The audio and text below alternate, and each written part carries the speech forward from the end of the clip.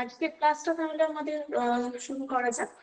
যেরকমটা আগের দিন বলেছিলাম যে আমরা মোটামুটি ভাবে এক্সামের প্যাটার্ন কি হবে না হবে এগুলো নিয়ে আলোচনা করে ফেলেছি। আজকে আমরা আবার আমাদের অ্যাজ ইউজুয়াল ক্লাসটা স্টার্ট করবো। তার আগে যারা আনমিউট হয়েছেন মিউট করে দেবেন, না হলে আবারও প্রবলেম ক্লাসের মাঝখানে। তো আজকে আমরা যেটা নিয়ে শুরু করব, এই পার্ট 2 এর মধ্যে একটা টপিক, সেটা হচ্ছে নিউট্রিশনাল ম্যানেজমেন্ট। ঠিক আছে, নিউট্রিশনাল ম্যানেজমেন্ট কার চাইল্ডহুডের ক্ষেত্রে।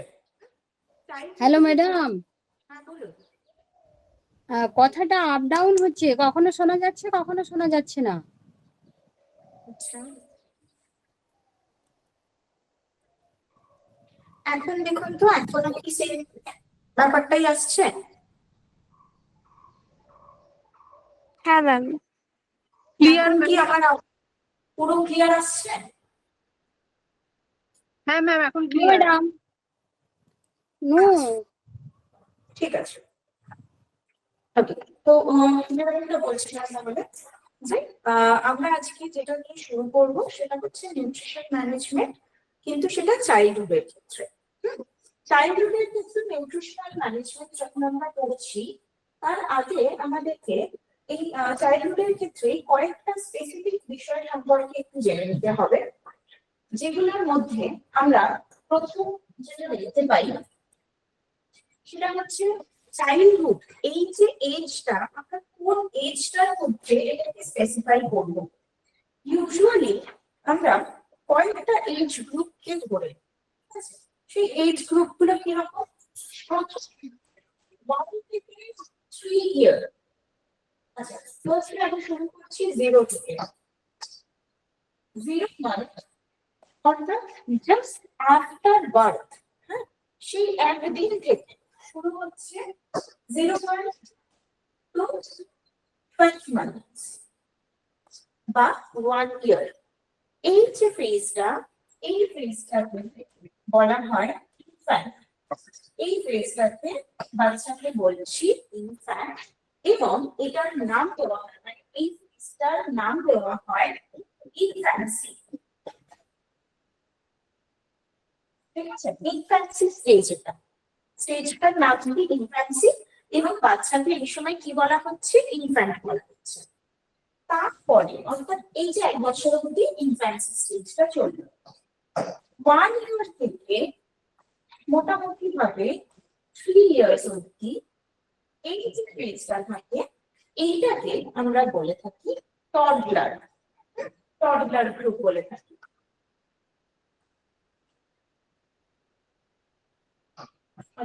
এই বয়সের বাচ্চাদেরকে আমরা বলছি টডলার্স।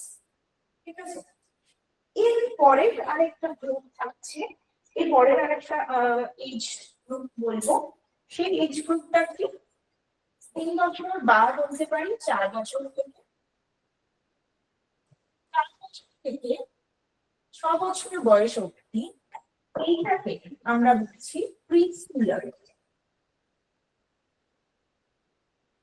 প্রিস্কুলার and after that অর্থাৎ 7 থেকে 12 years বা তার থেকেও বেশি যদি হয়, তাহলে এই অবস্থাটাকে, এই স্টেজটাকে আমরা বলছি স্কুলার্স বা স্কুল গোয়ার্স।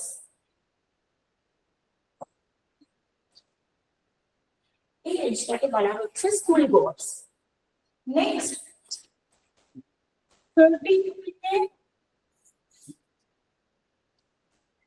13 years থেকে 19 years, এই এজটাকে আমরা জানি, এটাকে আমরা বলি টিনেজার্স বা টিনেজ।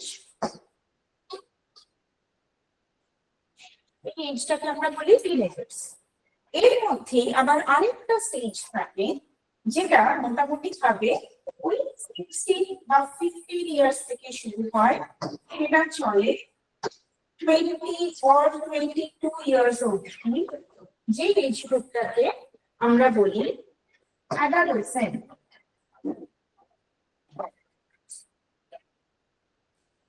অ্যাডালসেন্ট, ঠিক আছে, এবং এই স্টেজটার নাম হচ্ছে অ্যাডোলেসেন্স। ঠিক আছে, এই স্টেজটাকে আমরা বলবো অ্যাডোলেসেন্স।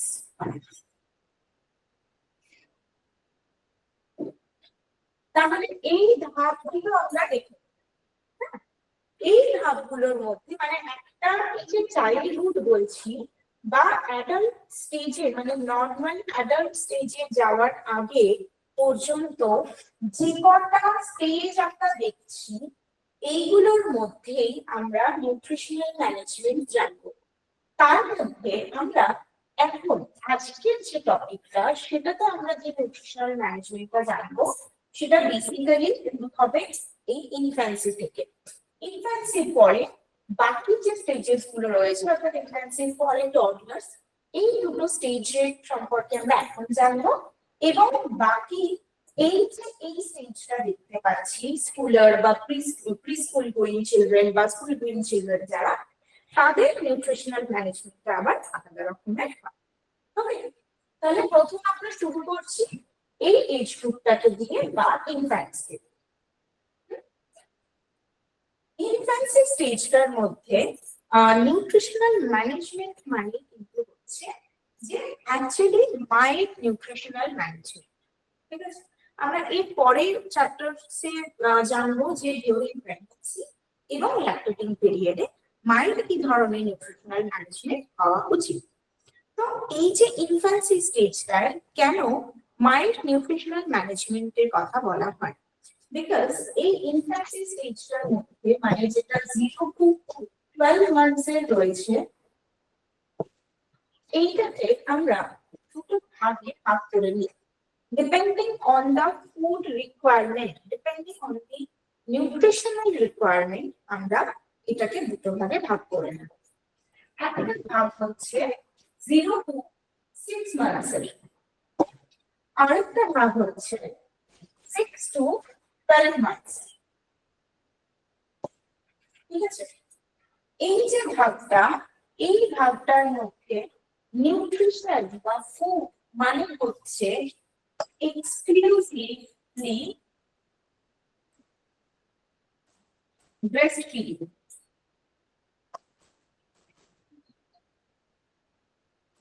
ঠিক আছে, অর্থাৎ 6 মাস বয়স পর্যন্ত একটা বাচ্চার খাবার মানে হচ্ছে শুধুমাত্র মাদার্স মিল্ক এবং সেখানে প্লেন জল ঢুকবো না।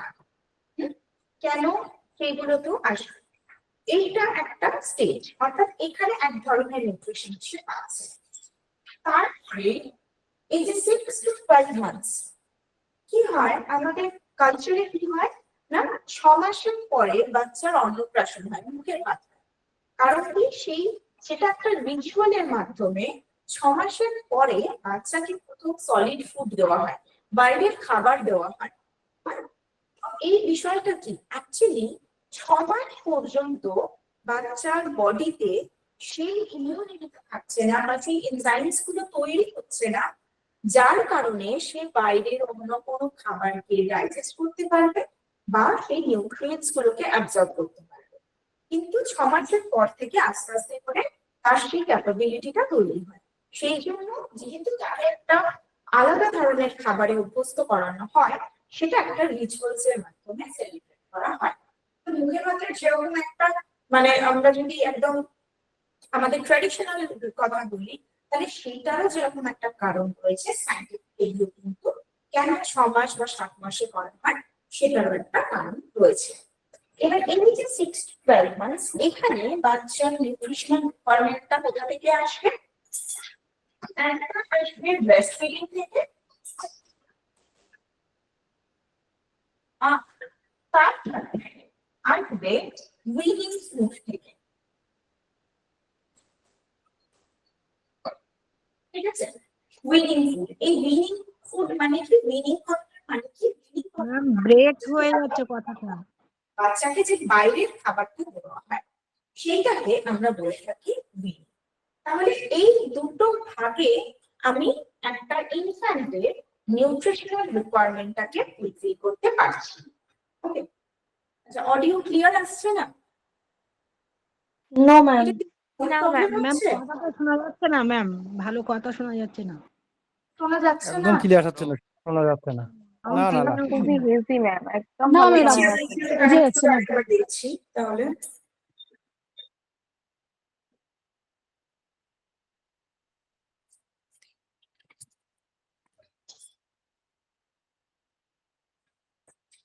এবারে এবারে কি আওয়াজটা আসছে? না ম্যাম, না ম্যাম, সেই রকমই হচ্ছে, খুব বাজে একটা আওয়াজ।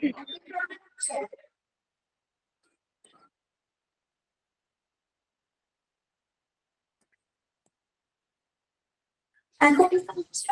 মানে এখন আওয়াজটা কিরকম আসছে? তোমার কি সেম প্রবলেম দেখা যাচ্ছে? না ম্যাম, ক্লিয়ার নেই। পরিষ্কার হচ্ছে না। No, madam. ক্লিয়ার নয়, কথাটা Clear ঝনঝন নয়। করছে। মনে হচ্ছে আওয়াজটা অনেক দূর ঝনঝন থেকে করছে? আসছে। হ্যাঁ, ঝনঝন আওয়াজটা যেন করছে। অনেক দূর থেকে আসছে। আওয়াজ ক্লিয়ার নয়।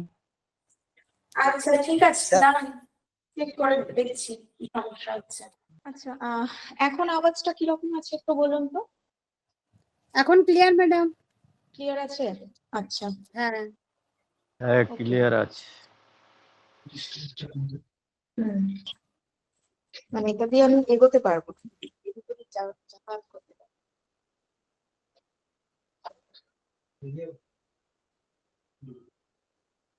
এটাতে ব্লুটুথ কানেক্ট করতে প্রবলেম, ওই জন্য আমার ফোনটা এনেছিলাম কি যদি ব্লুটুথ কানেক্ট করি। এইটাতে? হ্যাঁ তাকে এখন আপাতত করে নি। হ্যাঁ আপাতত এই ক্লাসটা করিয়ে নি আমি। আচ্ছা তো যেটাই ছিলাম যে আমরা তাহলে কথা প্রথমে কিটা মানে কোন বিষয়টা নিয়ে কথা বলবো, এই এক্সক্লুসিভ ব্রেস্ট ফিডিংটাকে নিয়ে কথা বলছি, ঠিক আছে? কেন এক্সক্লুসিভ ব্রেস্ট ফিডিং বলা হচ্ছে? কারণ এই যে 6 মাস বয়স অবধি বলা হচ্ছে, এই 6 মান্থস পর্যন্ত বাচ্চা যে মাদার্স মিল্ক ফিড করছে সেখান থেকেই কিন্তু তার টোটাল নিউট্রিশনটা চলে আসে। এবং মানে ব্রেস্ট ফিডিংটাকে এনকারেজ করার জন্য world breast feeding day celebrate করা হয়, ওয়ার্ল্ড ব্রেস্ট ফিডিং উইকও কিন্তু সেলিব্রেট করা হয়, সেটাতে আসবো। আগে দেখবো যে কেন এই এক্সক্লুসিভ ব্রেস্ট ফিডিং বলা হচ্ছে, ঠিক আছে? সো প্রথমে একদম ফার্স্ট মানে ইমিডিয়েটলি আফটার ডেলিভারি এক ধরনের মিল্ক সিক্রেশন হয়, যেটা কিন্তু বলবো না যে একদম মানে ট্রান্সপারেন্ট মানে একদম প্রপার হোয়াইট কালারের যে মিল্ক সিক্রেশন হচ্ছে সেটা নয়। যে মিল্ক সিক্রেশন হয় সেটাকে বলা হয় কোলোস্ট্রাম, ঠিক আছে? এই কোলোস্ট্রামটা কি মোটামুটি ভাবে কয়েকদিন পর্যন্ত, মোটামুটি এই ধরে রাখতে পারি আমরা 2 থেকে 3 দিন তো মিনিমাম, মাদার্স ব্রেস্ট থেকে এক ধরনের স্লাইট ইয়েলো কালারের একটু চটচটে এক ধরনের মিল্ক সিক্রেশন হয়, যাকে বলা হয় কোলোস্ট্রাম। এই কোলোস্ট্রামটা যেরকম আমরা নিউট্রিশন কোর্সটা, এই কোর্সটা করার আগে আমরা প্রথম দিন শিখেছিলাম ফান্ডামেন্টালের কথা। ফান্ডামেন্টাল মানে যেটাকে আমরা একটা ভিত বলতে পারি। তো এই কোলোস্ট্রামটাও হচ্ছে একটা বাচ্চার জীবনে মানে একটা ভিতটাকে তৈরি করার জন্য যে নিউট্রিশন গুলোর প্রয়োজন হয়, এই কোলোস্ট্রাম হচ্ছে সেটা।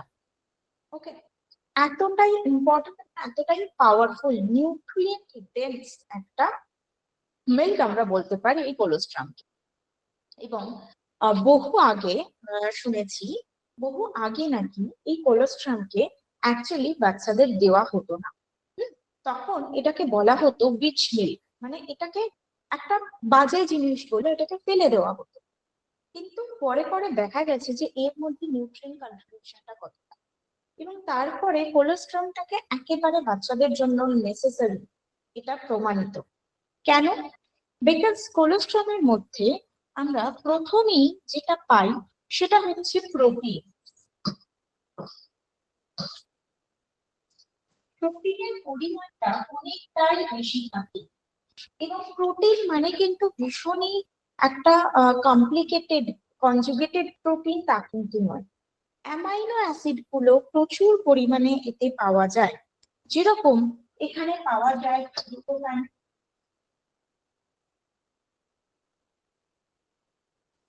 ঠিক আছে, ট্রিপ্টোফ্যান পাচ্ছি যেটা বাচ্চার ব্রেন ডেভেলপমেন্টের জন্য প্রয়োজনীয়, এবং তার সাথে সাথে ভিটামিন সিনথেসিস B3 সিনথেসিসের জন্য দরকার হচ্ছে ট্রিপ্টোফ্যান পাওয়া যাচ্ছে। এছাড়াও আমরা আরো কিছু অ্যামাইনো অ্যাসিড এটার মধ্যে পেয়ে থাকি, যেগুলো কিন্তু এই যে ইনফেকশাস ডিজিজ গুলো হয় বাচ্চাদের ক্ষেত্রে, influenza, chicken pox, small pox, তারপর ডিপথেরিয়া, পোলিও, এই ধরনের বিভিন্ন ধরনের ইনফেকশাস ডিজিজ গুলো যে হচ্ছে, সেগুলো থেকে প্রিভেনশনের জন্য এই কোলেস্ট্রমটা ইম্পর্টেন্ট। নেক্সট আমরা প্রথমেই জানি ফ্যাটটাকে ডাইজেস্ট করা কিন্তু একটু ডিফিকাল্ট, যেখানে কোলেস্ট্রমের মধ্যে আমরা দেখি ফ্যাটের পার্সেন্টেজটা কম রয়েছে, যে কারণে এটা খুব ভালোভাবে কিন্তু বাচ্চা ডাইজেস্ট করতে পারছে, ঠিক আছে। এছাড়াও যদি আমরা কিছু ভিটামিনের কথা বলি, সেক্ষেত্রে এই কোলেস্ট্রমের মধ্যে আমরা পাই ভিটামিন এ, ঠিক আছে, ভিটামিন এ পাচ্ছি। নেক্সট পাচ্ছি ভিটামিন ডি এবং ভিটামিন B12। খুব ইম্পর্টেন্ট কিছু ভিটামিন আমরা পাচ্ছি, যেটা শুধুমাত্র যে বাচ্চাকে সাপ্লাই করছে তা নয়, এর মধ্যে এই ভিটামিন ইটা কিন্তু বাচ্চার লিভারে, একটা বেবির লিভারে কিন্তু স্টোর হতেও পারছে। তো এই কোলেস্ট্রমটা সিক্রেশন হচ্ছে এবং সেটা বাচ্চাকে দেওয়া হচ্ছে। কোলেস্ট্রম থেকে আলটিমেটলি যে মিল্কটা বাচ্চা এই আপ টু 6 মান্থস অব্দি কনজিউম করছে, সেটা কিন্তু ইনস্ট্যান্টলি চলে আসে না।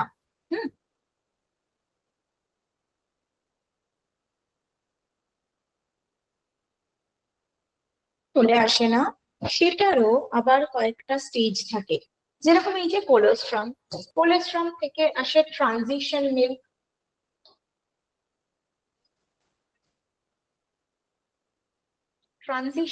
আসে। এক্ষেত্রে কি হয়, এই ট্রানজিশন মিল্কে কালারটা একটু একটু করে চেঞ্জ হতে থাকে, লিকুইডিটিটা বাড়ে। মানে হিউম্যান মিল্কে বা মাদার্স মিল্কে যে লিকুইডিটিটা, সেই কনসিস্টেন্সিটা একটু বাড়তে থাকে, কারণ এই ক্ষেত্রে বাচ্চার ক্ষেত্রে কিন্তু আরো একবার যেটা বলেছিলাম, যে তাদের জলের যে প্রয়োজনীয়তাটা, বডিকে হাইড্রেট করার যে প্রয়োজনীয়তাটা, সেটাও কিন্তু এই মাদার্স মিল্ক থেকে সাপ্লাই হয়। তাই আস্তে আস্তে করে ট্রানজিশন মিল্কে লিকুইড পার্সেন্টেজটা একটু বাড়তে থাকে, প্রোটিন পার্সেন্টেজটা একটু কমে গিয়ে ফ্যাট পার্সেন্টেজটা একটু বাড়ে, নিয়ে দুটো ব্যালেন্স হচ্ছে, কার্বোহাইড্রেটটা তার মধ্যে অ্যাড অন হচ্ছে। তো এইভাবে আস্তে আস্তে একটা ট্রানজিশন চলছে, ঠিক আছে। ট্রানজিশনের পরে ফাইনালি যেটা আসে সেটা হচ্ছে ম্যাচিওর মিল্ক। এই ট্রানজিশন মিল্কটা মোটামুটি ভাবে ওই 2 সপ্তাহ মতন সিক্রেট হয়। কোলেস্ট্রমের পরে এই ট্রানজিশন মিল্কটা ওই 10 to 15 ডেজ মতন সিক্রেট হয়, এবং তারপরে তৈরি হচ্ছে এই ম্যাচিওর। এই ম্যাচিওর মিল্কের এবার অনেকগুলো বেনিফিটস রয়েছে, শুধুমাত্র নিউট্রিশনাল বেনিফিট নয়। একটা বাচ্চাকে ব্রেস্ট ফিডিং করানো মানে শুধু যে তার নিউট্রিশন, অর্থাৎ তাকে নিউট্রিয়েন্টস সাপ্লাই করা, সেটা নয়, অনেকগুলো বেনিফিট থাকে। তার মধ্যে প্রথম আলোচনা করব আগে নিউট্রিশনাল অ্যাডভান্টেজ গুলো।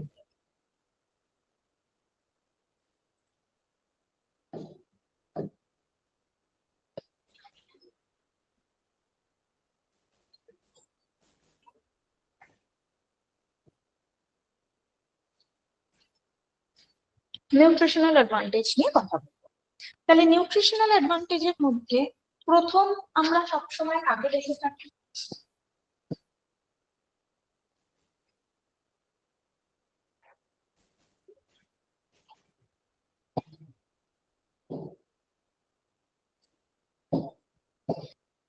প্রথম আমরা দেখে থাকি ম্যাক্রোনিউট্রিয়েন্টস কে। তাহলে ম্যাক্রোনিউট্রিয়েন্টস এর ফার্স্ট কি থাকে? Carbohydrate, right? এই কার্বোহাইড্রেটে আমরা যেটা পাই, যে কার্বোহাইড্রেটের পার্সেন্টেজটা বেশি থাকছে, অর্থাৎ কোয়ান্টিটি। বেশি থাকে ম্যাচিওর মিল্কে। কেন বেশি থাকছে? কারণ বাচ্চার এই সময় এনার্জির প্রয়োজন আছে। এই যে এনার্জিটা বাচ্চাকে সাপ্লাই করছে, এটা কিন্তু বাচ্চা পাচ্ছে এই কার্বোহাইড্রেট থেকে। এবং কার্বোহাইড্রেট মানে সেখানে ল্যাকটোজ রয়েছে, অ্যানিমাল মিল্ক বা যে কোনো লিভিং বডি মিল্ক মানেই হচ্ছে সেটা ল্যাকটোজ সুগার, যেটা আমরা কাউ মিল্কে পড়েছিলাম। তাহলে কার্বোহাইড্রেট থেকে আমরা কোনটা পাচ্ছি? কোন কার্বোহাইড্রেটটা আমি হিউম্যান মিল্ক থেকে পাচ্ছি? ল্যাকটোজকে। এই ল্যাকটোজটার কাজ হচ্ছে ফার্স্ট বাকি যে নিউট্রিয়েন্টস গুলো রয়েছে, যেরকম এই ল্যাকটোজটা হেল্প করছে ক্যালসিয়াম এবং ম্যাগনেসিয়াম, এই দুটোর অ্যাবজর্পশনে হেল্প করছে। ঠিক আছে, ল্যাকটোজ সুগারটা ক্যালসিয়াম এবং ম্যাগনেসিয়ামকে অ্যাবজর্ব করতে হেল্প করছে, যার কারণে বাচ্চার বোনস স্ট্রেংথেনিং হচ্ছে। নেক্সট কি হচ্ছে? কার্বোহাইড্রেটের মধ্যে আছে অ্যামাইলেজ এনজাইম। অ্যামাইলেজ এনজাইমের কাজ কি আমরা কার্বোহাইড্রেট ডাইজেশনের সময় পড়েছিলাম। অ্যামাইলেজ কাকে বলে? যেই এনজাইম গুলো কার্বোহাইড্রেটকে ডাইজেস্ট করতে পারে তাদেরকে বলা হয় অ্যামাইলেজ। তো এই অ্যামাইলেজ এনজাইমটা থাকার কারণে কার্বোহাইড্রেটটা খুব ইজিলি ডাইজেস্ট হয়ে যাচ্ছে এবং তার সাথে সাথে বাচ্চার কোনো রকম ডাইজেস্টিভ ইস্যুস ক্রিয়েট করছে না। এটা গেল। নেক্সট যদি আমরা প্রোটিনের কথা, ঠিক আছে, এই মাদার্স মিল্কের মধ্যে প্রোটিনটা যে মানে যে নামে থাকে তার নামটা হচ্ছে ল্যাক্টো অ্যালবুমিন।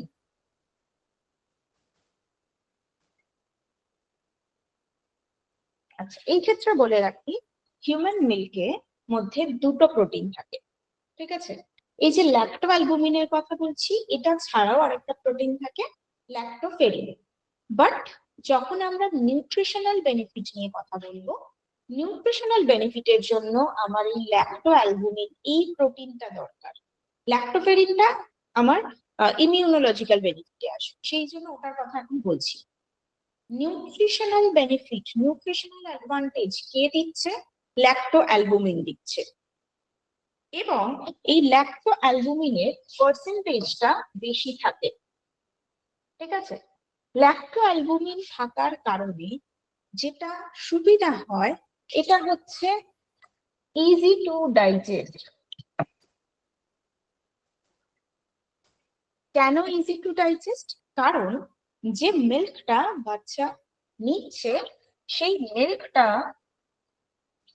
তৈরি করে দিচ্ছে সফট কার্ড, নরম দইয়ের মতন একটা কনসিস্টেন্সি, নরম দইয়ের মতন একটা টেক্সচার তৈরি করছে বাচ্চার স্টমাকে গিয়ে, যার কারণে সেটা ডাইজেস্ট করা ইজি হচ্ছে।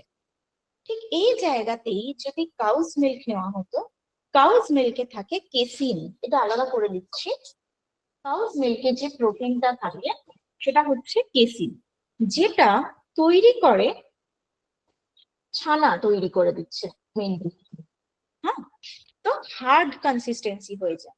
সেই কারণে বাচ্চাকে যদি হিউম্যান মিল্ক মানে মাদার্স মিল্ক ছাড়িয়ে যদি তাকে কাউস মিল্ক দেওয়া হয়, তখন কিন্তু বাচ্চার ডাইজেস্টিভ ইস্যুস তৈরি হয়, কারণ সেটা হার্ড একটা সাবস্টেন্স তৈরি করে যেটা বাচ্চা ডাইজেস্ট করতে পারে না। সেই জন্য ল্যাক্টো অ্যালবুমিনের কিন্তু অনেকটা বেনিফিট রয়েছে। ঠিক আছে, এছাড়াও যেটা বললাম অনেক রকমের অ্যামাইনো অ্যাসিড থাকছে। সেই অ্যামাইনো অ্যাসিড গুলোর মধ্যে একটা থাকে হচ্ছে টরিন। ঠিক আছে, টরিন বলে যে অ্যামাইনো অ্যাসিডটা থাকে, এটার কাজ হচ্ছে বাচ্চার সেন্ট্রাল নার্ভাস সিস্টেম ডেভেলপমেন্ট। ঠিক আছে, তার সেন্ট্রাল নার্ভাস সিস্টেম ডেভেলপমেন্ট হচ্ছে তার ব্রেন ডেভেলপমেন্টের জন্য কাজ করছে টরিন। এছাড়াও সিস্টিন এবং মিথিওনাইন এই দুটো অ্যামাইনো অ্যাসিড থাকে, সেটাও কিন্তু যথেষ্ট বেশি পরিমাণে থাকে। Cysteine and methionine. ঠিক আছে, এদের পার্সেন্টেজ গুলো বেশি থাকে, যে কারণে প্রোটিনটা একদিকে যেরকম ডাইজেস্ট হচ্ছে ইজিলি, একই রকম ভাবে ইমিউনিটি বুস্ট আপের ক্ষেত্রে বা বাচ্চার ব্রেন ডেভেলপমেন্ট থেকে শুরু করে তার অ্যান্টিবডি ফর্মেশন থেকে শুরু করে প্রত্যেকটা কাজই কিন্তু খুব ভালোভাবে হতে পারছে। এবং অবশ্যই প্রোটিয়েজ এনজাইমটা থাকে, প্রোটিয়েজ থাকে। প্রোটিয়েজ মানে আমরা প্রোটিন বাইন্ডিং করছিলাম। প্রোটিয়েজ কাদেরকে বলা হয়? যারা প্রোটিনকে ডাইজেস্ট করতে পারে সেই এনজাইমকে বলা হয় প্রোটিয়েজ। তো হিউম্যান মিল্কের মধ্যে অলরেডি প্রোটিয়েজ এনজাইম থাকে, যে কারণে এই যে এতগুলো প্রোটিনের কথা আমরা দেখছি এগুলোকে খুব ভালোভাবে ডাইজেস্ট করা যায়। এটা গেল প্রোটিনের কথা। এরপরে আসবো ফ্যাটের ক্ষেত্রে।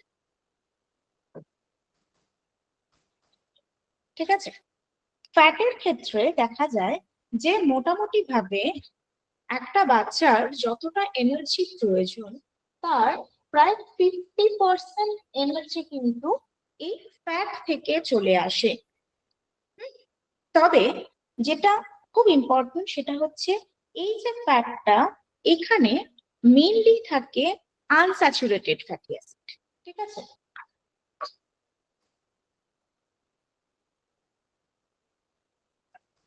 আনস্যাচুরেটেড ফ্যাটি অ্যাসিড থাকছে, এর পরিমাণটা বেশি।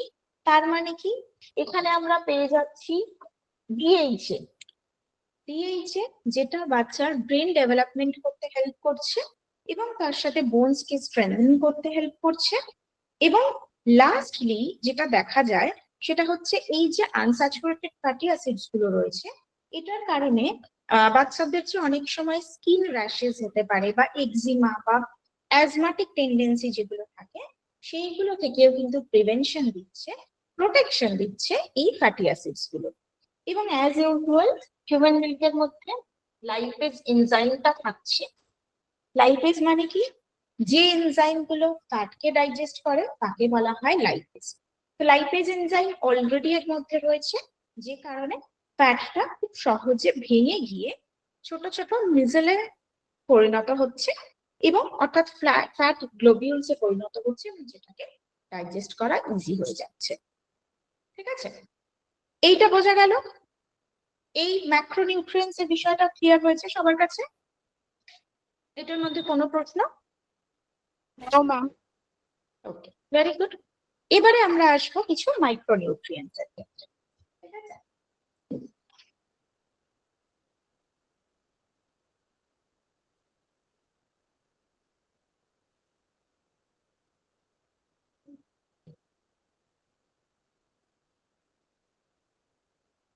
আচ্ছা, মাইক্রোনিউট্রিয়েন্টস এর মধ্যে প্রথমে কথা বলি ভিটামিন সি, যার মধ্যে হিউম্যান মিল্কে মানে যে ভিটামিনটাকে একমাত্র পাওয়া যায়, মানে সমস্ত মিল্কের সাথে যদি কম্পেয়ার করা হয় তাহলে একমাত্র হিউম্যান মিল্কে যে ভিটামিনটা থাকে তার নাম হচ্ছে ভিটামিন সি। কারণ বাকি যে কোনো মিল্ক আমি নিচ্ছি, মানে যে কোনো অ্যানিমাল মিল্ক নিচ্ছি সেই মিল্কটাকে আমাকে হিট দিতে হবে, বাট হিউম্যান মিল্কের ক্ষেত্রে হিটিং এর কোনো ব্যাপার নেই, প্রিজার্ভ করার কোনো ব্যাপার নেই, যে কারণে ভিটামিন সিটা ইনট্যাক্ট পাওয়া যায়। ঠিক আছে, ভিটামিন সি মানে এমন একটা সোর্স বলা যেতে পারে এটা হিউম্যান মিল্ক, যে কারণে বাচ্চার ভিটামিন সি এর যে রিকোয়ারমেন্ট সেটা ফুলফিল হচ্ছে। এবং ভিটামিন সিটা যথেষ্ট পরিমাণে পাওয়া যায়। এছাড়াও ভিটামিন এ, ভিটামিন ডি পাওয়া যাচ্ছে এবং যেটা তার লিভারের মধ্যে স্টোর হচ্ছে। ওকে, নেক্সট কি হচ্ছে বি কমপ্লেক্স ভিটামিন। কিছু কিছু বি কমপ্লেক্স ভিটামিন রয়েছে, আমরা বি কমপ্লেক্স এর চ্যাপ্টারে পড়েছিলাম কেমিস্ট্রিতে। কিছু কিছু বি কমপ্লেক্স রয়েছে যারা হয়তো হিটে নষ্ট হচ্ছে না কিন্তু অত্যধিক তাপে আলোতে নষ্ট হয়ে যাচ্ছে, ফটোসেন্সিটিভ থাকে। তো সেগুলোর ক্ষেত্রেও কিন্তু এই হিউম্যান মিল্কের ক্ষেত্রে সেই প্রবলেমস গুলো আসছে না, যে কারণে একটা বাচ্চার জন্য যা যা ভিটামিন রিকোয়ারমেন্ট থাকে প্রতিটাই হিউম্যান মিল্ক থেকে সে পাচ্ছে। নেক্সট, এবারে যদি বলি মিনারেলস এর কথা। মিনারেলস এর মধ্যে দেখা যায় এই যে ক্যালসিয়াম এবং ফসফরাসের আইডিয়াল রেশিওটা কিন্তু হিউম্যান মিল্কের মধ্যে মেনটেন হয়, which is 2:1। কিন্তু কিন্তু ক্যালসিয়ামের পরিমাণটা কম থাকে।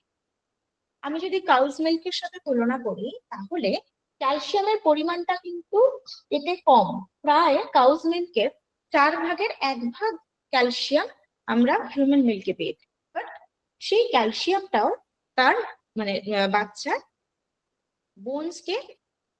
বোনসের গ্রোথের জন্য বা সেই ডেভেলপমেন্টের জন্য আইডিয়াল হয়। নেক্সট কি থাকে? কপার। কপারের পরিমাণটা যথেষ্ট পরিমাণে থাকে হিউম্যান মিল্কের মধ্যে। এছাড়াও দেখা যায় যে আয়রনটা কিন্তু একটু কম থাকে, অর্থাৎ আয়রন মায়ের শরীরে যতটুকু রয়েছে সেখান থেকে ওই 6 মাস বয়স পর্যন্ত কোনো রকমের টেনে টেনে কিন্তু মায়ের শরীর থেকে আয়রনটা বাচ্চার বডিতে সাপ্লাই করা হয়। বাট তারপরে আয়রন আর খুব একটা বাচ্চার বডিতে পাওয়া যায় না হিউম্যান মিল্ক থেকে। সেই জন্যই 6 মাস বয়সের পরে আয়রন রিচ ফুডটাও ইকুয়ালি ইম্পর্টেন্ট। তো আয়রনের পরিমাণটা একটু কম থাকে, ঠিক আছে। বাট এই যে পরিমাণ আয়রনটা থাকে, যেহেতু ভিটামিন সি পাওয়া যাচ্ছে, তাই আয়রনটা খুব ভালোভাবে অ্যাবজর্ব হয়ে যেতে পারে। ওকে, এইগুলো বোঝা গেল? এগুলোর মধ্যে কারোর কোনো প্রশ্ন? No ma'am. Very no good. Ma'am. এরপরে আমরা আসবো ইমিউনোলজিক্যাল বেনিফিটের দিকে।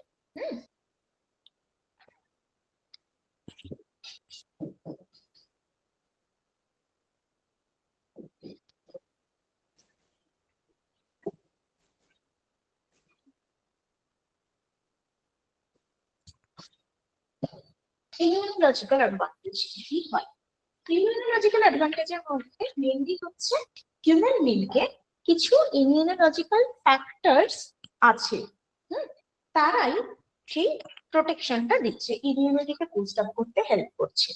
তার মধ্যে ফার্স্ট যে ফ্যাক্টরটা থাকে, which is known as lysozyme। ওকে, লাইসোজাইমের কাজটা কি? এরা অ্যান্টিব্যাকটেরিয়াল হিসেবে কাজ করে, ঠিক আছে।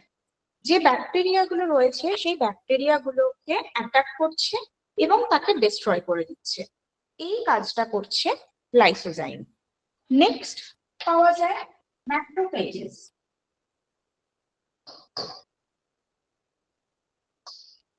ম্যাক্রোফেজেস এরাও একই রকম ভাবে কিন্তু ওই ব্যাকটেরিয়া গুলোকে নষ্ট করছে, এবং মেইনলি দেখা যায় যেগুলো ইনফেক্টিভ ভাইরাস রয়েছে, যেরকম পোলিও, ডিপথেরিয়া, ঠিক আছে, পোলিও বা ডিপথেরিয়া বা হয়তো ইনফ্লুয়েঞ্জা,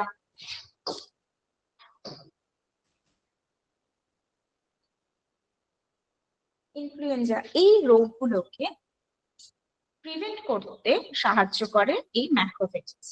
ওকে, পরবর্তীকালে এই লাইসোজাইমটা আমরা আমাদের বডিতে দেখতে পাই। কোথায় পাই লাইসোজাইম? কোথায় থাকে? আমরা পড়েছিলাম কার্বোহাইড্রেটের চ্যাপ্টারে পড়েছিলাম। লাইসোজাইম কোথায় থাকে? তার মনে আছে? এই তো কদিন আগে আমরা পরীক্ষা দিলাম। মুখের মধ্যে থাকে ম্যাডাম, আমাদের সালাইভার মধ্যে থাকে, ওরাল ক্যাভিটিতে সালাইভার মধ্যে আমরা লাইসোজাইম পাই। আর এই ম্যাক্রোফেজেসটা আমরা পাই অ্যান্টিবডি হিসেবে, আমাদের ব্লাডের মধ্যে পাই, ঠিক আছে। কিন্তু ওই যে বললাম 6 মাস পর্যন্ত বাচ্চাদের সেই ক্যাপাবিলিটি তৈরি হয় না, সবকিছু তৈরি হচ্ছে না, বডি গ্রোথ হচ্ছে না, তাই হিউম্যান মিল্ক থেকেই কিন্তু সবটা পেয়ে যাচ্ছে বাচ্চা। এছাড়াও আরেকটা বললাম, সেটা হচ্ছে ল্যাক্টোফেরিন।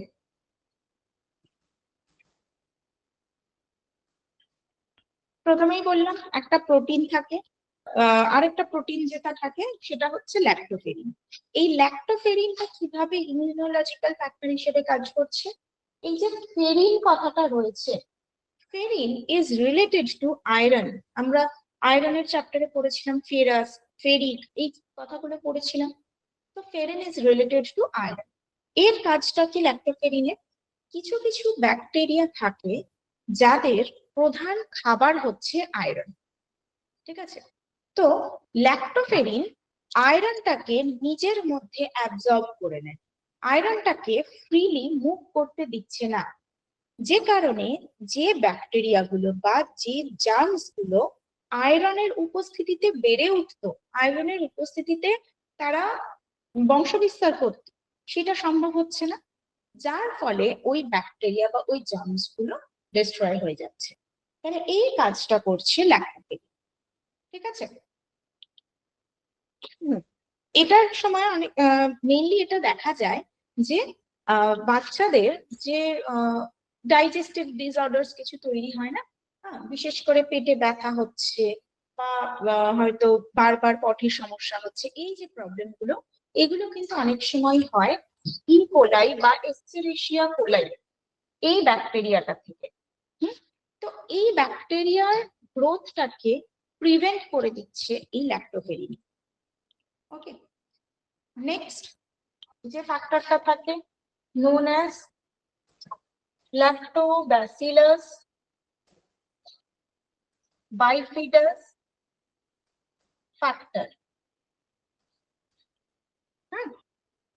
lactobacillus bifidus factor এটাও থাকছে ইন্টেস্টাইনের মধ্যে, বাচ্চার ইন্টেস্টাইনের মধ্যে থাকছে, এবং বাইফিডাস বলে, মানে এই ল্যাক্টোব্যাসিলাস বাইফিডাস এই পুরোটা হচ্ছে, এই যে ল্যাক্টোব্যাসিলাস বাইফিডাস, এটা হচ্ছে এক ধরনের bacteria which is a good bacteria। তাহলে ল্যাক্টোব্যাসিলাস বাইফিডাস ফ্যাক্টর, তার মানে যে ফ্যাক্টরটা এই যে গুড ব্যাকটেরিয়াটা রয়েছে, এই গুড ব্যাকটেরিয়াল কাউন্টটাকে বাড়িয়ে তুলছে বাচ্চার ইন্টেস্টাইনে, যেই কারণে কিন্তু তার ডায়রিয়া, ডিসেন্ট্রি, এই ধরনের ডাইজেস্টিভ ডিসঅর্ডারস গুলো প্রিভেন্ট হতে পারছে, ঠিক আছে? এই ল্যাক্টোব্যাসিলাস বাইফিডাস ব্যাকটেরিয়াটা আমরা আর কোন খাবারে পেয়ে থাকি? কোন খাবারে পাই আমরা এটা? কার্ড, কার্ডে। দই। Very good, very good, which is a probiotic। তো একই জিনিস, এই ব্যাকটেরিয়াটা মানে এই প্রোবায়োটিক, আগেন মানে আমরা এতদিন ধরে যা যা ইম্পর্টেন্ট জিনিসগুলো পড়ে এসেছিলাম ফার্স্ট পার্টে, মানে নিউট্রিশন নিউট্রিয়েন্টস এর ফার্স্ট পার্টের মধ্যে, তো আমরা কিন্তু সব জিনিসগুলো পেয়ে যাচ্ছি হিউম্যান মিল্কে। এই জন্যই হিউম্যান মিল্ক বাচ্চার জন্য দি বেস্ট অ্যান্ড আইডিয়াল, ঠিক আছে? ল্যাক্টোব্যাসিলাস বাইফিডাস ফ্যাক্টর থাকছেন, এরপরে থাকে ইমিউনোগ্লোবিউলিনস।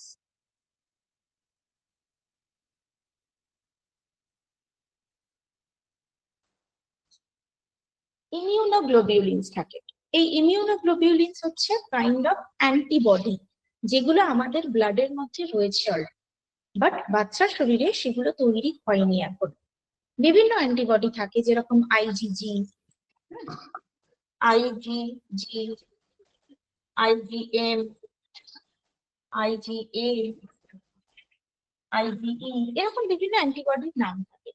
তো এই অ্যান্টিবডি গুলো অলরেডি হিউম্যান মিল্কের মধ্যে প্রেজেন্ট, যার কারণে তারা বিভিন্ন ধরনের ভাইরাস, ব্যাকটেরিয়া বা যে কোনো জার্মস এর এগেইনস্টে ফাইট করতে পারছে, ঠিক আছে? বোঝা গেল? এইগুলো হচ্ছে ইমিউনোলজিক্যাল ফ্যাক্টরের মধ্যে আসবে।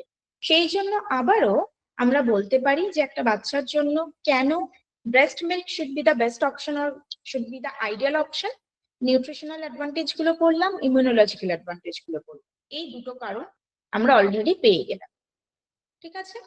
এছাড়াও আরো অনেক কারণ রয়েছে, যেরকম ধরুন আমরা যদি বাকি বেনিফিটস এর ক্ষেত্রে বলি, লাইক বাচ্চার বা মায়ের দুজনেরই যদি ফিজিক্যাল হেলথের কথা বলি, বাচ্চার বা মায়ের ল্যাকটেটিং মাদারের যদি ফিজিওলজিক্যাল অ্যাডভান্টেজের ক্ষেত্রে বলি, তাহলে এটা দেখা যায় এই যে ডিউরিং প্রেগনেন্সি মা যে ক্যালোরি গেইন করেছে, যে ওয়েট গেইন করেছে, অর্থাৎ বডিতে যে ফ্যাটটা ডিপোজিট হয়েছে, সেই ফ্যাটটা কিন্তু বার্ন হতে পারে, সেই ফ্যাটটা ওই মাদার্স মিল্কের মাধ্যমে কিন্তু বাচ্চার বডিতে সিক্রেট হতে পারে, যে কারণে মায়ের এক্সেস ফ্যাটটা লুজ হবে।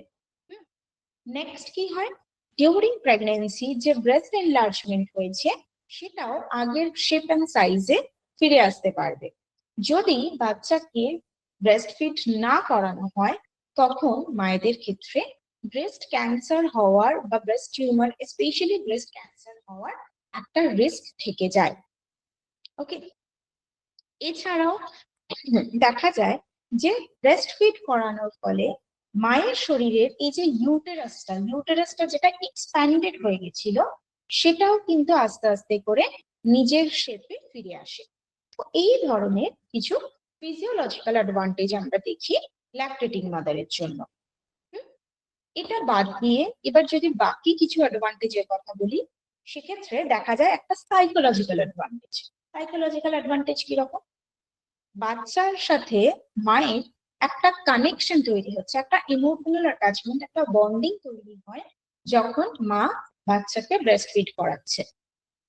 সে তার মাকে ভালোভাবে চিনতে পারে, বুঝতে পারে এবং তার সাথে সেন্স করতে পারে। বলে না একটা মায়ের যে গন্ধ মানে বেসিক্যালি হচ্ছে সেন্স করতে পারা। তো সেন্স করতে পারে, বাচ্চার সাথে মায়ের একটা ইমোশনাল বন্ডিং তৈরি হয়ে যায়। নেক্সট ইকোনমিক্যাল একটা অ্যাডভান্টেজ অবশ্যই থাকে যে এটার জন্য আলাদা করে কোনো খরচ করতে হচ্ছে না। মায়ের নিউট্রিশন যদি প্রপার থাকে, মানে আমরা যদি ল্যাকটেটিং মাদারের নিউট্রিশনের উপরে নজর দিই তাহলেই কিন্তু বাচ্চা তার নিউট্রিশন পেয়ে যাবে। বাচ্চার জন্য আলাদা করে আমাকে কোনো কস্টলি ফুডের উপরে জোর দিতে হবে না। এই একটা আমার ইকোনমিক্যাল অ্যাডভান্টেজ থাকে। এছাড়াও বাকি কিছু অ্যাডভান্টেজের মধ্যে যেরকম হচ্ছে যে সেই নিউট্রিয়েন্টস গুলো ইজিলি অ্যাভেলেবেল, মানে সেগুলো নষ্ট হয়ে যাওয়ার ভয় নেই, কোনোভাবে ডিনেচার্ড হয়ে যাওয়ার ভয় নেই, বা হিউম্যান মিল্ক বা মাদার্স মিল্ক ভীষণ ইজি টু ডাইজেস্ট বাচ্চার পক্ষে, যার ফলে তার ফার্দার কোনো কমপ্লিকেশন হওয়ার ভয় নেই। এই জায়গায় যদি কাউস মিল্ক দেওয়া হয় তাহলে অনেক সময় দেখা যায় বাচ্চাদের খিঁচুনি, পেট ব্যথা, এক্সিমা এই ধরনের বিভিন্ন প্রবলেম কিন্তু চলে আসে। এছাড়াও দেখা যায় যে বাচ্চার ক্ষেত্রে মানে সে যদি প্রপারলি ব্রেস্ট ফিড করছে, সে যদি প্রপারলি তার নিউট্রিশন পাচ্ছে, বাচ্চার বডি ওয়েটের মধ্যে একটা চেঞ্জেস আসে। হ্যাঁ, একটা হেলদি চেঞ্জেস আসে বাচ্চার বডি ওয়েটের ক্ষেত্রে। একটা নির্দিষ্ট হারে নির্দিষ্ট সপ্তাহ অন্তর তার কিন্তু বডি ওয়েটটা বাড়বে এবং ব্রেস্ট ফিড করার পরে বাচ্চাকে দেখে অনেক বেশি স্যাটিসফাইড মনে হবে, সে ইরিটেটেড থাকবে না। অনেক সময় হয় বাচ্চা যদি প্রপারলি ব্রেস্ট ফিড করতে না পারে মায়েদের অনেক ধরনের কমপ্লিকেশন থাকতেও পারে, যার কারণে প্রপারলি যদি মিল্ক সাক করতে না পারে তখন বাচ্চারা খুব ইরিটেটেড হয়ে যায়, মানে ভীষণ কাঁদতে থাকে, সারাক্ষণ একটা ঘ্যানঘ্যানে নেচার তৈরি হয়। সেই বিষয়টা থাকবে না, বাচ্চা সবসময় বেশি স্যাটিসফাইড থাকবে, তাকে দেখে মনে হবে। এবং সে ফিড করার পরে সে অনেকক্ষণ মানে একদম সাউন্ড স্লিপ দেবে, নির্বিঘ্নে ঘুমোবে সে। এবং এটা বলা হয় বাচ্চাদের ক্ষেত্রে তারা যত বেশি ঘুমোবে, মানে যত তারা বডিকে রেস্ট দিচ্ছে, তার মানে কি এই যে এত নিউট্রিয়েন্টস, এই নিউট্রিয়েন্টস গুলো তার বডিতে ভালোভাবে অ্যাবসর্ব হতে পারবে। At the end of the time তার আলটিমেট গ্রোথটা হবে। ঠিক আছে, তো এই সব কিছুর জন্যই ব্রেস্ট মিল্ককে কোনো অপশন বলা হয় না। মানে ইটস নট দ্যাট কি কিছু নেই বা আর্থিক সামর্থ্য নেই যে প্রচুর দামি খাবার খাওয়ানো তাই জন্য ব্রেস্ট ফিড করানো হবে, এইটা নয়। Breast milk should be must for every child. এবং সেই কারণে world breast feeding week celebrate করা হয়, যেটা হচ্ছে 4 থেকে 7 অগস্ট।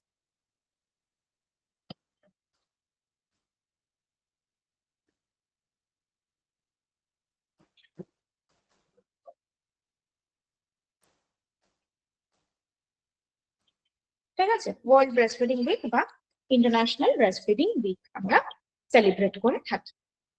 ওকে, এগুলো বোঝা গেল? কোনো প্রশ্ন?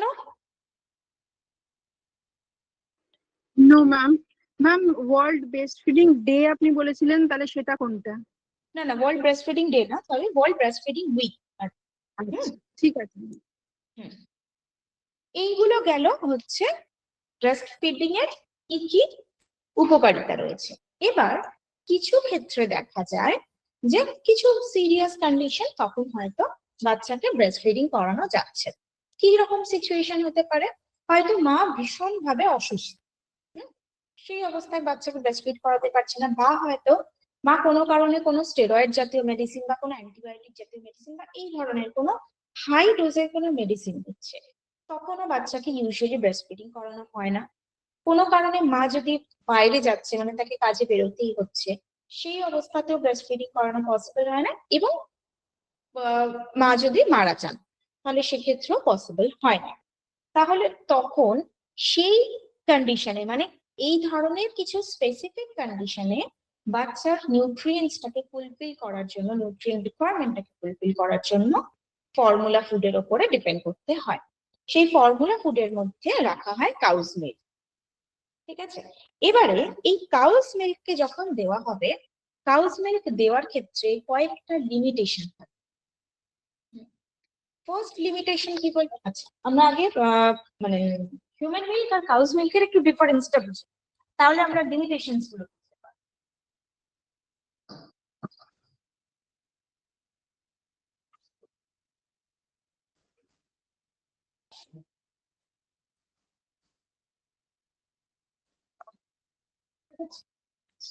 হিউম্যান মিল্কের মধ্যে প্রথমেই বলছি কার্বোহাইড্রেট।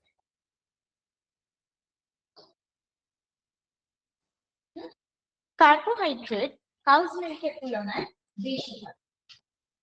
ঠিক আছে,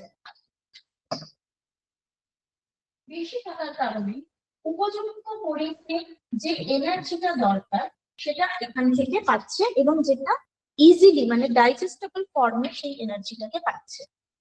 নেক্সট হচ্ছে প্রোটিন এবং ফ্যাট, এটা তুলনামূলকভাবে কম থাকে কাউস মিল্কের থেকে।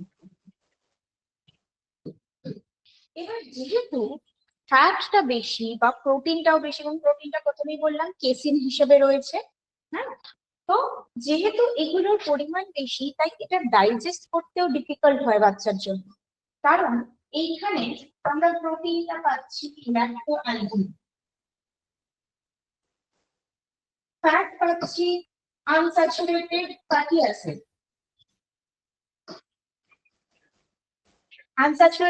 অ্যাসিড, এইগুলো পাচ্ছি। কাউস মিল্কের মধ্যে আমরা পাচ্ছি কেসিন, হিসেবে পাচ্ছি কেসিন, যেটা ওই ছানার মতন একটা হার্ড টেক্সচার তৈরি করে দিচ্ছে, যেটা ডাইজেস্ট করা ডিফিকাল্ট হয়ে যাচ্ছে, এবং এর ফলেই বাচ্চার পেটে ব্যথা হচ্ছে, হাত পা বেঁকে যাচ্ছে, এরকম একটা সমস্যা তৈরি হতে পারে। এবং ফ্যাটটা পাওয়া যায় মেইনলি স্যাচুরেটেড ফ্যাটি অ্যাসিড। তাহলে স্যাচুরেটেড ফ্যাটি অ্যাসিড হওয়ার কারণে সেটা ডাইজেস্ট করা ডিফিকাল্ট, এবং বাচ্চার বডিতে কিন্তু সেটা স্যাচুরেটেড ফ্যাটি অ্যাসিডে কি হবে, ব্রেন ডেভেলপমেন্ট বা হার্ট হেলথ, বোন হেলথ, এগুলোর জন্য কোনো কাজ করবে, যেটা আনস্যাচুরেটেড ফ্যাটি অ্যাসিড কাজ করবে। নেক্সট কি হচ্ছে ডিস্ট্রাকশন, যেটা হয় ডিস্ট্রাকশন অফ নিউট্রিয়েন্টস একদমই হচ্ছে না, একদমই হচ্ছে না, কারণ একে গরম করতে হচ্ছে না, কোনো আলাদা করে কোনো বাটিতে রাখতে হচ্ছে না, তাকে কোনো এয়ার কন্ট্যাক্টে আসছে না সেটা, যার ফলে ডিস্ট্রাকশন অফ নিউট্রিয়েন্টস হচ্ছে না। কিন্তু কাউস মিল্ক মানেই সেটাকে আগে আমাদেরকে ভালো করে খেতে হবে, না হলে কিন্তু তার মধ্যে এরকম জার্মস থাকছে, বা মানে মিল্ক প্রোডাকশনটাকে বাড়ানোর জন্য গরুদেরকে, মানে এই ধরনের পশুদেরকে তো অনেক ধরনের ইনজেকশন দেওয়া হয়, স্টেরয়েডাল ইনজেকশনসও দেওয়া হচ্ছে। এই সবকিছুর কারণেও কিন্তু যেরকম এসএফএ বাড়ছে, মানে স্যাচুরেটেড ফ্যাটি অ্যাসিডসও যেরকম বাড়ছে, সেরকম ভাবে নিউট্রিয়েন্ট ডিস্ট্রাকশনস গুলোও কিন্তু বাড়ছে। তাহলে সেই একটা আমরা কম্পেয়ার করতে পারি। নেক্সট কি থাকে? নেক্সট হচ্ছে ভিটামিন এবং সরি মিনারেলস। মিনারেলস এর পরিমাণ কম, কিন্তু সেই মিনারেলসটা আইডিয়াল রেশিওতে থাকে, যে কারণে বাচ্চা সেটা ডাইজেস্ট করতে পারছে। আর কাউস মিল্কের ক্ষেত্রে হচ্ছে ক্যালসিয়ামটা বেসিক্যালি অনেকটা পরিমাণে, এবং এই অতিরিক্ত ক্যালসিয়াম নেওয়ার ফলে কিন্তু সেটা প্রথমত হজম হচ্ছে না, এবং সেটা কিডনির উপরে একটা চাপ সৃষ্টি করছে যদি অ্যাবজর্পশন ঠিক করে না হয়। তো এই ধরনের অনেকগুলো সমস্যা আমরা দেখতে পাই যখন ডাইরেক্টলি বাচ্চা কাউজ মিল্ক ইনটেক করবে। ঠিক আছে, তাহলে সেই জায়গায় যদি একদমই উপায় না থাকে, বাচ্চাকে যখন কাউজ মিল্ক দিতেই হচ্ছে, তখন কিভাবে দিতে হবে? ফার্স্ট হচ্ছে সেটাকে পাতলা করতে হবে, ডাইলিউট করতে হবে জল দিয়ে। জল দিয়ে পাতলা করতে হবে, কারণ এটা অনেক বেশি পাতলা হয়, কাউজ মিল্ক অনেক বেশি ঠিক, অনেক বেশি ঘন হয়, মোটা হয়, কারণ এখানে আবারও বলছি স্যাচুরেটেড ফ্যাট কন্টেন্ট বেশি। তাহলে সেটাকে পাতলা করতে গেলে উপযুক্ত পরিমাণে জলের ব্যবহার করতে হবে। আমরা মোটামুটি ভাবে সেখানে 2:1 বা 3:1 এই রেশিওতে জলের ব্যবহার করতে পারি কাউজ মিল্কে ডাইলিউট করার জন্য। নেক্সট হচ্ছে ফোটানোর সময়। ফোটানোর সময় যেই পাত্র ব্যবহার করা হচ্ছে সেটাকে আগে ভালো করে স্টেরিলাইজ করতে হবে, সেটাকে আগে ভালো করে ডিসইনফেক্টেন্ট করতে হচ্ছে, যে পাত্রের মধ্যে রাখা হচ্ছে সেটাকে ভালো করে স্টেরিলাইজ করতে হচ্ছে। এবং টেম্পারেচার ইজ ভেরি ইম্পর্টেন্ট, কারণ হিউম্যান মিল্কের যে টেম্পারেচার, সেই টেম্পারেচারে মানে সেই রকম আইডিয়াল টেম্পারেচারে কিন্তু এই কাউজ মিল্কটা বাচ্চাকে দিতে হয়। এবং এই যে বিষয়গুলো বলছি, মানে টেম্পারেচারটাকে সেট করা, ফোটানোটা ধরুন হয়ে যাবে, কিন্তু টেম্পারেচারটা এক্স্যাক্টলি কিরকম থাকলে সেটা বাচ্চার জন্য আইডিয়াল হবে, ঠিক কতটা কনসিস্টেন্সি কিরকম রাখলে সেটা বাচ্চার জন্য আইডিয়াল হবে। খুব বেশি পাতলা যদি হয়ে যায় তাহলে নিউট্রিয়েন্টস গুলো কম যাবে শরীরে, যদি খুব বেশি মোটা হয়ে যায় তাহলেও বাচ্চা ডাইজেস্ট করতে পারবে না।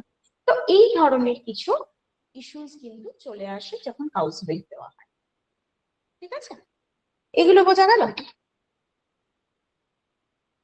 এটার মধ্যে কোনো ডাউট? Yes ma'am.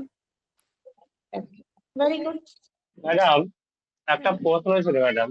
হুম। বলছি এখনকার বলুন। ডক্টররা বলেন অনেক সময় যে কাউজ মিল্ক বাচ্চাদের না দিতে, এটা কি ঠিক? মানে এটা নিয়ে একটু কনফিউশন আছে। এটার জন্যই তো এগুলো কম্পারিজন গুলো করলাম, যে কেন বারণ করা হচ্ছে।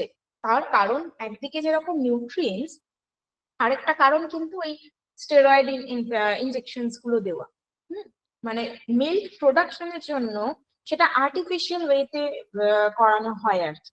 বা তাদেরকে এত বেশি স্টেরয়েডাল ইনজেকশন দেওয়া হচ্ছে যে অ্যাকচুয়ালি তার মধ্যে নিউট্রিয়েন্টস গুলো কমে গিয়ে মেইনলি ফ্যাট কন্টেন্টটা অনেক বেশি বেড়ে যাচ্ছে, যেটা একটা বাচ্চার জন্য কখনোই আইডিয়াল নয়। সেই জন্যই বারণ করা হয়। সেই জায়গাতে আমরা বাচ্চাদেরকে কি দিতে পারি, এটা যদিও আমরা পরের দিন আলোচনা করব উইনিং ফুড নিয়ে। আজকেরটা তো আমাদের গেল 6 মান্থস অব্দি এক্সক্লুসিভলি ব্রেস্ট ফিডিং এর টপিক নিয়ে। উইনিং ফুডের ক্ষেত্রে তখন আমরা কিন্তু বাচ্চাদেরকে আমাদের ঘরোয়া পদ্ধতিতে বেশ কিছু খাবার দিতে পারি, প্রোটিন রিচ কিছু খাবার দিতে পারি, যেটা তাদের নিউট্রিশনাল বেনিফিট দেবে। ঠিক আছে, সেটা আমরা ওই মানে উইনিং ফুড নিয়ে যখন কথা বলবো তখন ওটা নিয়ে আলোচনা। ঠিক আছে,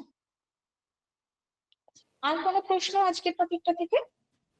হ্যালো ম্যাডাম, বাচ্চারা কতদিন মানে কত বছর পর্যন্ত দুধ পান করতে পারে ব্রেস্ট এটা মিল্কটা? ডিপেন্ড করছে, দেখুন 1 বছর পর্যন্ত হচ্ছে আইডিয়াল, মানে 1 বছর অব্দি বাচ্চাকে দিতেই হবে। ঠিক আছে, এবং তারপরে অনেক ক্ষেত্রে বাচ্চাদের দেখা যায় যে 2 বছর 3 বছর, কোনো কোনো বাচ্চা 4 বছর অব্দিও ব্রেস্টফিড করছে। এটা মানে তার রিকোয়ারমেন্টের জন্য, এটা জাস্ট একটা তার ইমোশনাল অ্যাটাচমেন্টের জন্য, সেটা নর্মাল। আমি যদি নিউট্রিশনাল দিক থেকে বলি তাহলে মিনিমাম 1 বছর, 1 থেকে 1.5 বছর অব্দি হচ্ছে সেই নিউট্রিশনের। 1 বছর পরে এমনিও যে নিউট্রিশনটা মানে হিউম্যান মিল্কে, কারণ আমরা তো পড়লাম যে হিউম্যান মিল্কে প্রোটিন ফ্যাট এগুলো ভীষণ কম থাকে, মিনারেলস গুলো অনেক কম থাকে, সেটা কিন্তু 1 বছরের পরে আর বাচ্চার নিউট্রিয়েন্ট রিকোয়ারমেন্টটাকে ফুলফিল করতে পারে না। সেটা 1 বছর পরে শুধুমাত্র ইমোশনাল কানেকশনের জন্য, আর কিছু না। হ্যাঁ ম্যাম বলুন। ম্যাম, ব্রেস্ট ক্যান্সারটা কেন হয় একটু বলছিলাম যে ডিসকাস করে অনেকে দিন ওখানটা। Breast hello cancer ma'am.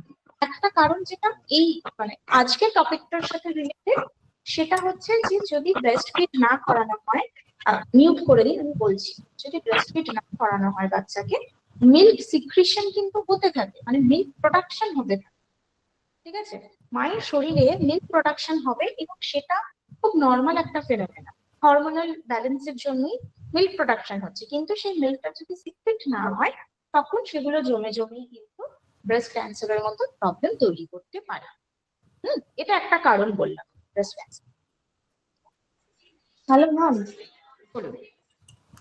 বলছিলাম যে অনেকে বলে যে মায়ের খাবারের সাথে বাচ্চার খাবারের মানে খেলে আর কি বাচ্চার শরীর খারাপ হয়, এটা কি সত্যি? না না না, এরকম এরকম কোনো ব্যাপার নেই। মানে আমি বুঝলাম না, মা খাচ্ছে সেই খাবারটাই মানে বাচ্চা অনেকে, খাচ্ছে? হ্যাঁ বাচ্চা খাচ্ছে, বলে যে মায়ের কোনো কিছু খাবার খেয়েছে বলে বাচ্চার গ্যাস হচ্ছে বা পায়খানা হচ্ছে, এরকম ব্যাপার আর কি। ওরকম ব্যাপার নেই। অ্যাকচুয়ালি কি হয়, যদি আমরা সাইন্টিফিক্যালি ভাবি, তাহলে কি হয়, আমরা যে ধরনের খাবার খাচ্ছি সেটা তো অনেক বেশি হাইলি প্রসেসড হচ্ছে। সেটাকে আমরা ধরুন ভালোভাবে রান্না বান্না করে অনেক স্পাইসেস অ্যাড করে খাচ্ছি।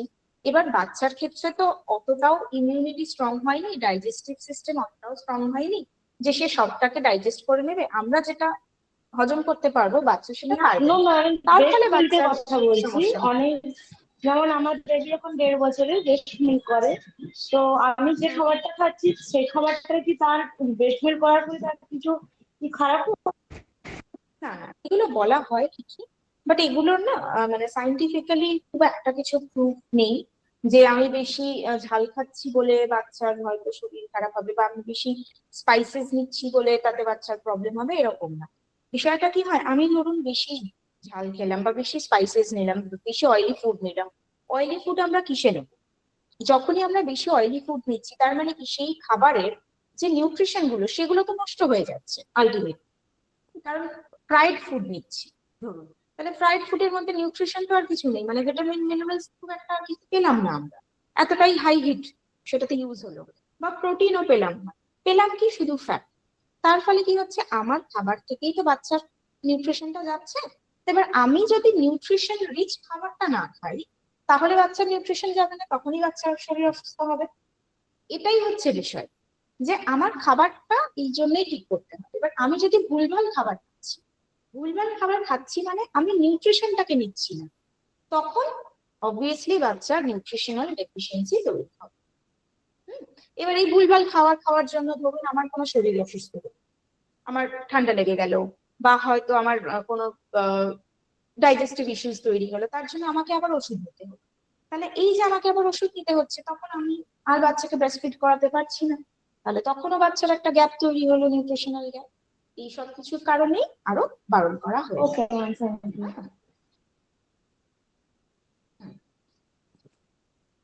আর কোনো প্রশ্ন এটা থেকে?